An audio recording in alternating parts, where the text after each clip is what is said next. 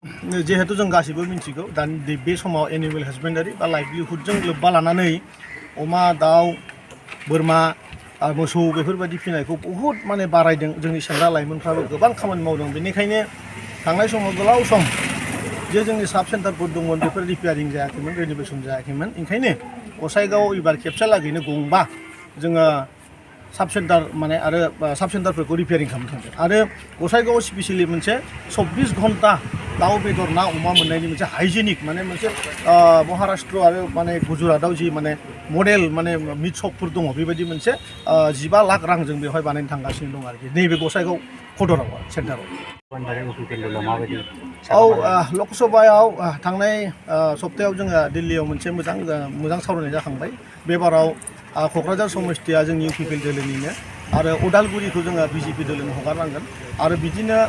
गासैबो जायगायाव दिनैबो जोंनि दोलोनि जि लोगोफोर दङ बिथांमोनजों जों गोग्गोम सावरायदों आरो गसाइगाव हिसाबै जोबोद गोरा इउपिपिएलआ फैगौ समाव बेवहायबो 80% भट मोनगोना जोंहा रोखाखा आरो सानजा फारसेथ' आरो बिपिएफ गैलिया बिथिंथ' आरो लाथिख' गतिके जोङो गोरलैयैनो माने जोंनि जि माने पार्टी जाय जोंनि इउपिपिएलनि जानानै गेलेगोन बिथांखौ जों गोरलैयैनो जिखोनो हाग्रामा महिलारि बिथाङा बुंदों हाग्रामा सरकार गैया बिटिआर सोदोबानो थानाय नङा मा बुंदों बिटिआर सरकार थानाय नंला बेथ' उननि खोथा हाग्रामायानो थानाय नंला मानो होनबा दिनैनि दिनाव हाग्रामाखौ बिटिआर ओनसोलनिफ्राय बोखारनानै गारहरथारनो थाखाय बयबो जुजिगासिनो दङ आरो जों दाख्लै बावैसो आं बुंगासिनो दङ बिथाङा आरो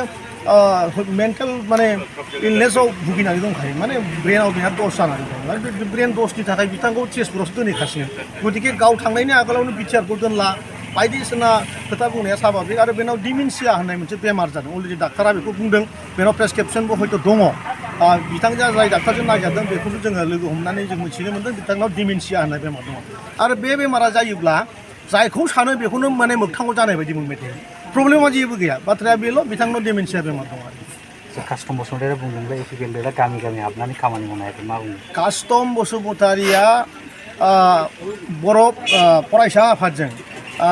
मोनसे समाव हटेल गेसाव बेदर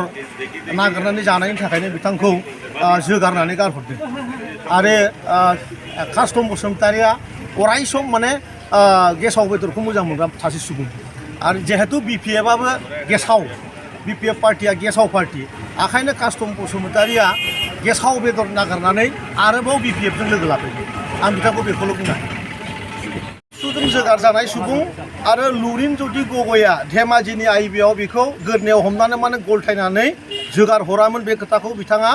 जोंनि बे बिटिआर हालामनि रायजोनो खोन्थाग्रोथों आरो बिथाङा जिहेतु बिटिआरनि नङा गलाघाटआव जिहेतु बेहा ओंखाम गैया गुन्दै गैया राजनिति गैया बेखायनो जोंनि बे ओनसोलाव फैनानै गुबुंले खालामनायनि सिन्थाजों बे खामानिखौ मावदों आरो ओरैबायदि सासे सुबुं मोनानि 1 घन्टा बाहागो समायानो दाबो जोंनि इउपिपिएलनि गिदिर लिडारफोरजों बिथाङा हरसे रायलायो गासैबो बिजोङावनो बुंनो थाङोबा बिथाङा जि जायगायाव थाङो बेखौनो गेसाव खालामहैजोबगोन आरो बिपिएफ दोलोआव दिनै हाबदों बिपिएफनि बांसिन गाज्रिसिन आरो बिपिएफखौ फोजोबथारग्रा सुबुङानो कास्टम बसुमतारि जागोन